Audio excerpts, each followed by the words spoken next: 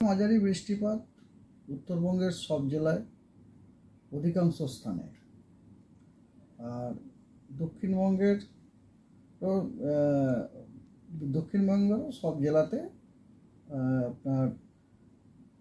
আপনার অধিকাংশ স্থানে অথবা বেশিরভাগ জায়গাতে হালকা মাঝারি বৃষ্টিপাত হওয়ার সম্ভাবনা আছে।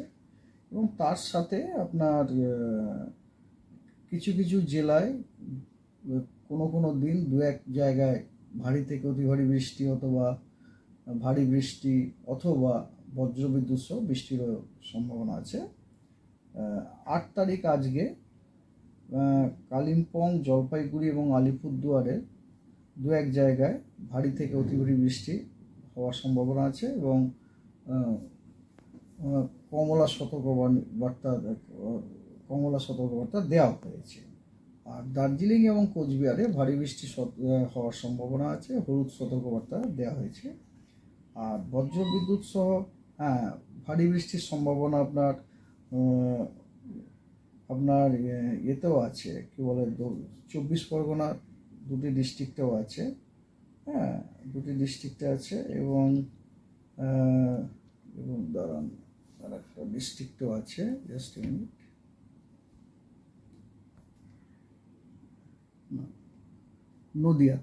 নদিয়াতেও আপনার আজকে ভারী বৃষ্টির সম্ভাবনা আছে। এছাড়া বজ্রবিদ্যুৎ সহ বৃষ্টিরও দু এক জায়গায় হওয়ার সম্ভাবনা আছে আপনার জলপাইগুড়ি, দিনাজপুর, উত্তর দক্ষিণ মালদা, পশ্চিম বর্ধমান, বীরভূম, মুর্শিদাবাদ, নদিয়া, কলকাতাতেও এবং উত্তর এবং দক্ষিণ 24 পরগনাতেও।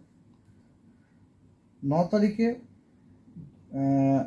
উত্তরবঙ্গের উত্তরের সবথেকে উত্তরের 5টি জেলার দু এক জায়গাতে আপনার ভারী বৃষ্টির সম্ভাবনা আছে, হলুদ সতর্কবার্তা দেওয়া হয়েছে। আর 9 তারিখে দক্ষিণবঙ্গের হুগলি জেলা এবং পশ্চিমের জেলাগুলোর দু এক জায়গাতে বজ্রবিদ্যুৎ সহ বৃষ্টিরও সম্ভাবনা আছে, হলুদ সতর্কবার্তা দেওয়া হয়েছে। আর 10 তারিখে আপনার ভারী বৃষ্টির সম্ভাবনা আছে দার্জিলিং, কালিম্পং, আলিপুরদুয়ার, বীরভূম, 2 বর্ধমান, হুগলি এবং 2 24 পরগনার দু এক জায়গাতে। ব্যাস। আর সাইক্লোনিক সার্কুলেশনই আছে ঝাড়খণ্ড এবং তার পার্শ্ববর্তী এরিয়াতে, এবং ওটি সমুদ্রপৃষ্ঠ থেকে 7.6 কিলোমিটার পর্যন্ত বিস্তৃত, উচ্চতার সাথে সাথে দক্ষিণ পশ্চিম দিকে ঝুঁকে আছে। আর মনসুন ট্রাপ বালাসোর দিয়ে পাস করে সাউথ ইস্ট ওয়ার্ড হয়ে বে অফ বেঙ্গলে ডুবে গেছে।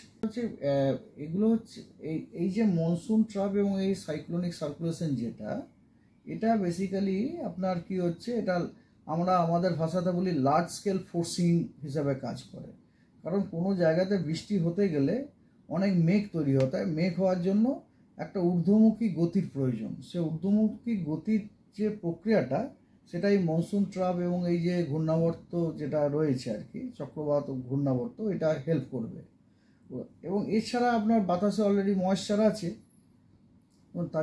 এবং তারপরে এই যে স্লাইড হিটিংগুলো হয়, থান্ডারস্টর্ম, তখন বৃষ্টিটা হয়ে যায়। এই যে আইসোলেটেড প্লেসের যে ভারী বৃষ্টি, এটা আপনার কিছুটা আপনার এমবেডেড থান্ডারস্টর্ম বলি আমরা।